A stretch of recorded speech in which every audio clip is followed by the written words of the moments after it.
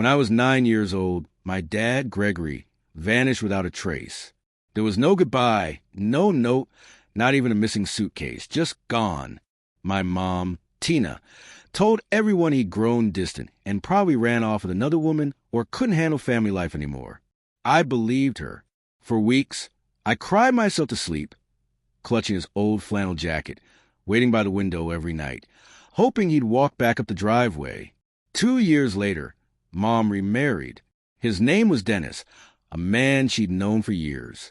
He owned a local hardware store, charming and easy to trust. My grandparents thought it was too soon, but Mom said she was finally moving forward. At the wedding, Dennis hugged me and whispered, "I'll take care of you like you're my own." And I believed that too. At first, life with Dennis was fine. He bought me a bike, helped with my schoolwork, even came to events my mom skipped. But there were cracks.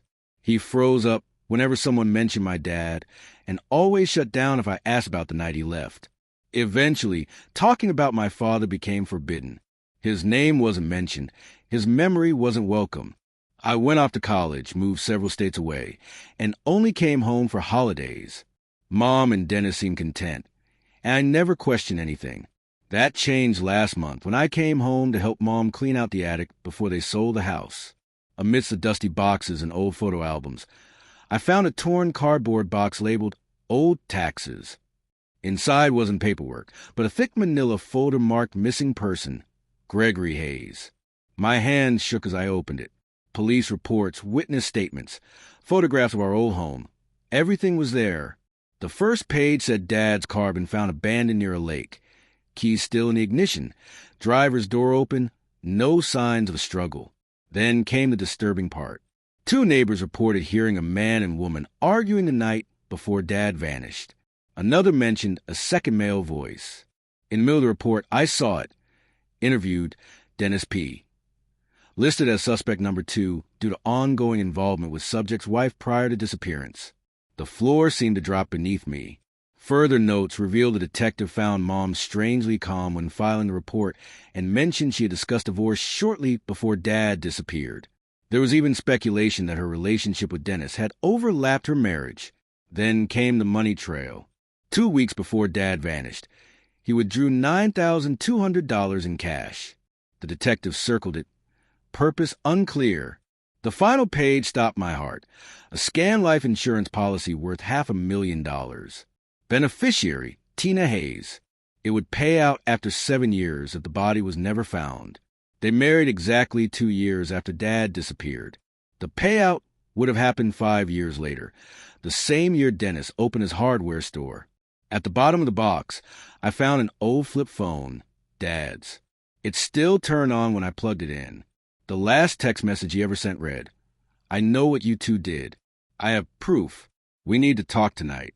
It was sent at 9:47 p.m. He went missing around midnight. I photographed everything, the file, the text, the insurance papers, and waited. A week later, during Dennis's birthday dinner, Mom poured wine and smiled. "You should really thank Dennis for raising you after your father ran off," she said. "You wouldn't be who you are without him." I put my fork down.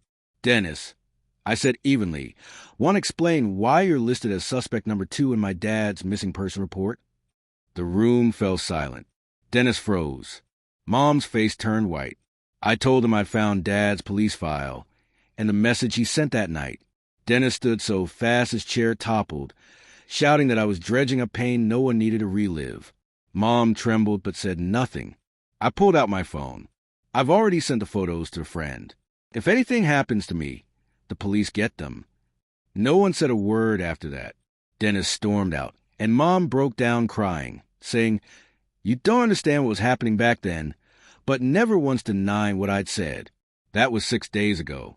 Dennis hasn't come home since. Mom's voicemail swung between tears and rage. Apologies 1 minute, threats the next. I took everything to a private investigator and asked police to reopen my father's case. The detective on duty was shocked. Most of the files had supposedly been sealed years ago. When I met with Detective Holland, she listened as I told her everything. The attic, the file, the phone. She asked to see the text and carefully sealed the phone in an evidence bag. "If this is real," she said quietly, "we're reopening the case." 2 days later, she called again. The original report wasn't just missing. It had been deliberately reclassified. They were bringing in my mom and Dennis for questioning. That night, Mom called me, voice shaking. "I need to see you. It's not what you think. We met at a diner we used to visit when I was little." She looked fragile, eyes hollow. Before I could speak, she whispered, "I never meant for it to go that far." My heart stopped. "What do you mean?" She covered her face. "He wasn't supposed to die." She confessed that my dad had discovered her affair with Dennis nearly a year before he vanished. When Dad threatened to take me and leave, Dennis told her to talk things out. That night, my dad came over after calling her 17 times. She didn't answer because Dennis was already there. The fight got physical. Dad fell, his head on the stone step by the kitchen door. She swore he was still breathing when they put him in Dennis's truck. They were supposed to take him to the hospital, but never did. Dennis told her they needed to go to the lake to figure out what to do. He came back alone hours later and said, "It's handled." She wanted to go to the police, but Dennis threatened her, said she'd be charged too, that she'd lose me. So she stayed quiet, signed the insurance papers a month later, and built a life with him. I left the diner without a word and called Detective Holland. Within days, police searched the lake. On the third day, they found metal debris and a vehicle door. A week later, they pulled up the remains of a truck registered to Gregory Hayes. Inside were human remains. DNA testing is still pending, but everyone knows the truth. Dennis was arrested that night at his hardware store. My mom turned herself in 2 days later. When the story broke, the local paper called it a cold case solved after nearly 20 years. Mom's lawyer claimed she was manipulated and scared. Dennis's defense insists it was an accident. But that final text, "I know what you two did. I have proof to," proves otherwise. The DA says it's enough for second-degree murder. A few nights later, I got a call from an unknown number. A man's voice said, "You did the right thing, kid." When I asked who he was, he replied, "Someone who worked that case years ago. You'd be surprised how hard they tried to make it disappear." Then he hung up. Today, I went to the lake myself. Police tape still fluttered in the wind. Staring at the water, I realized I couldn't even remember my father's voice anymore. I'd spent years angry at him for leaving, never knowing he'd been silenced. Months later, the trial began. The courtroom felt suffocatingly small. Mom sat beside her lawyer, eyes red. Dennis was in cuffs, staring ahead.